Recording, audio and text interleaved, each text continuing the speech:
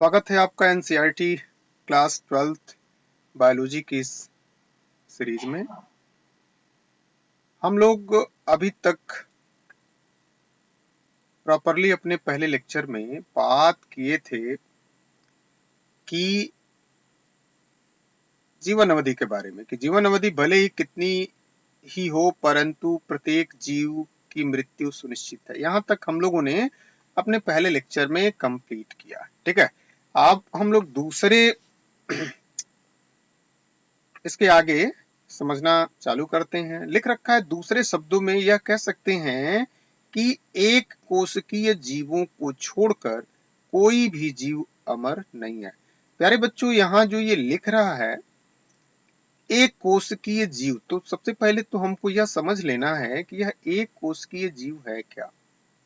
एक कोशीय जीव, तो प्यारे बच्चों यहाँ एक कोशिकीय जीव का मतलब यह होता है कि एक ऐसा जीव जो अपनी समस्त सारी क्रियाओं का संचालन, समस्त सारी क्रियाओं में वो सारी क्रियाएं हो सकती हैं उसके अंदर, चलने से लेकर के श्वसन, श्वसन से लेकर के हम लोग कह सकते हैं भोजन ग्रहण करना, पाचन करना, ये सारी क्रियाएं, उत्सर्जन करना, ये सारी क्रियाओं का संचालन जिसके सिर्फ और सिर्फ एक ही बॉडी में हो जाए, एक ही पार्ट में, या हम लोग कह सकते हैं एक ही अंग में हो, माने कि सब एक ही संरचना में हो जाए, उसे हम लोग कहेंगे एक कोशिकीय जीव।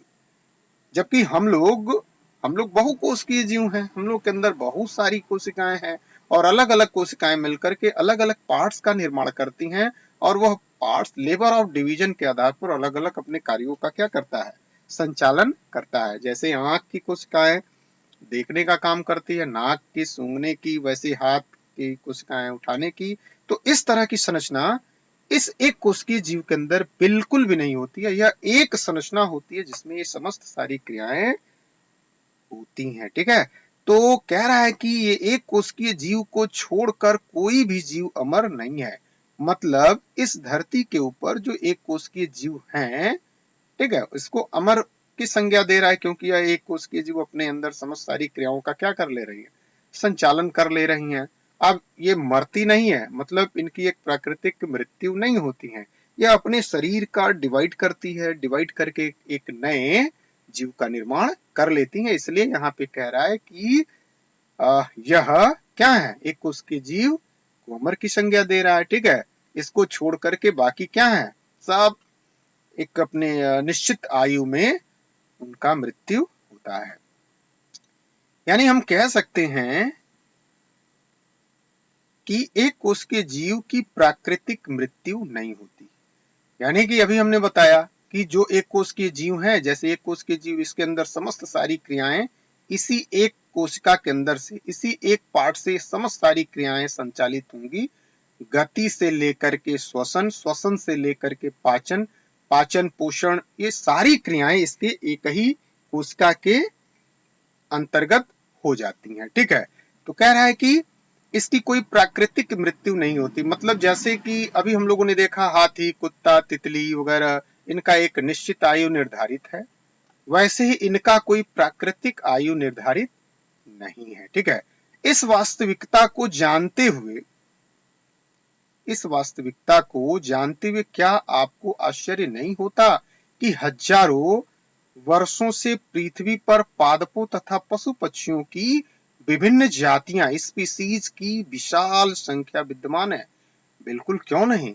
यानी कि जब ये बात हम लोग को जानकारी हो रही है तो यह अचरज भरा जरूर हो रहा है कि इस पृथ्वी के ऊपर ये सारे समस्त जीव जो कि एक कोश के हैं, चाहे अन्य जो हम लोगों ने देखा, यह क्या है, यह विशाल संख्या में, यानी कि बहुत बड़ी संख्या में इस पृथ्वी के अंदर क्या है, विद्यमान है। पशु पक्षियां इस पृथ्वी पर क्या है, विद्यमान है।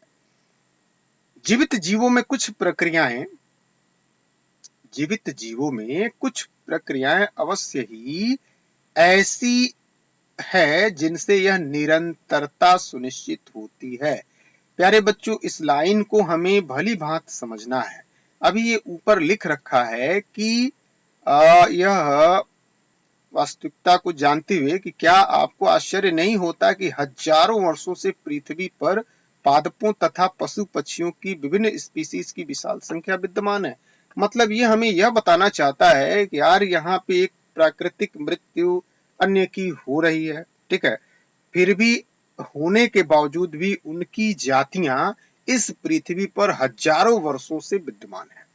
मतलब आप समझ रहे हो, मतलब कहने का यह कि जैसे मान लीजिए कि हम यदि मनुष्य की चर्चा करें, जैसे यह मनुष्य ए है, इसके फादर कोई होंगे, ठीक है, इसके फादर कोई होंगे, ठीक है, यानी कि हम लोग अपने को ले ले, हम लोग के कोई फादर हैं।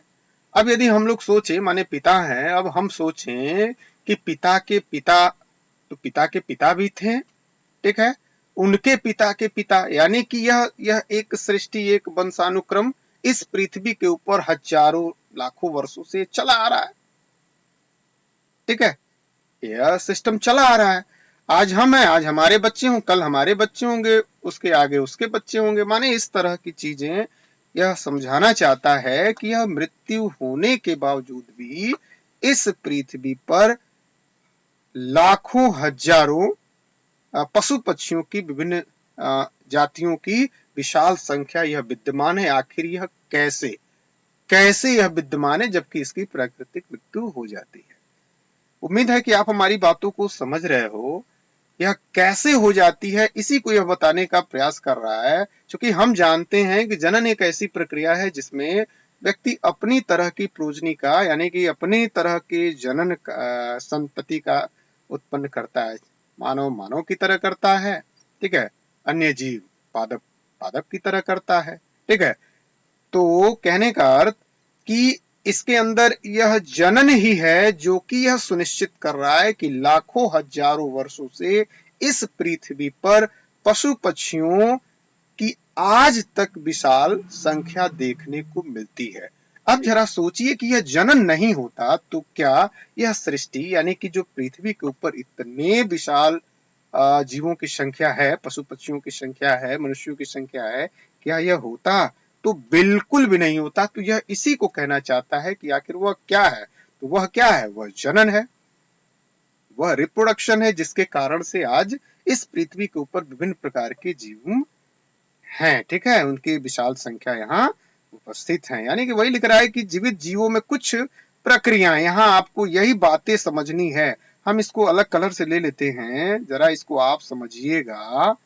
ये कह रहा है कि जो विभिन्न स्पीसीज हैं यहाँ पे, ठीक है ना, और इसकी विशाल संख्या जो विद्यमान है, तो जीवित जीवों में कुछ प्रक्रियाएं, अब ये कुछ प्रक्रिया कौन सी है भाई? तो यही कुछ प्रक्रिया क्या हो सकती है?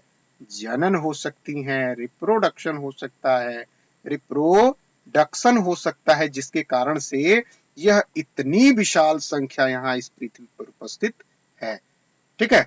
तो यहाँ पे हम लोगों ने सीखा कि जीवित जीवों में कुछ प्रक्रिया में यही रिप्रोडक्शन है, ठीक है। आगे हमें मिल भी जाएगा कि रिप्रोडक्शन ही है। देखिए, अवश्य ही ऐसा अवश्य ही ऐसी है जिनसे यह निरंतर सुनिश्चित है, यानी कि यह विशाल संख्या इसी के कारण तो आज उपस्थित है। तो यहाँ लिख रखा, हाँ, यहाँ हम किसकी चर्चा कर रहे हैं? यहाँ लिख रहा है जनन। यहाँ हम जनन का उल्लेख कर रहे हैं, मतलब साफ है जो हम लोग समझ रहे थे।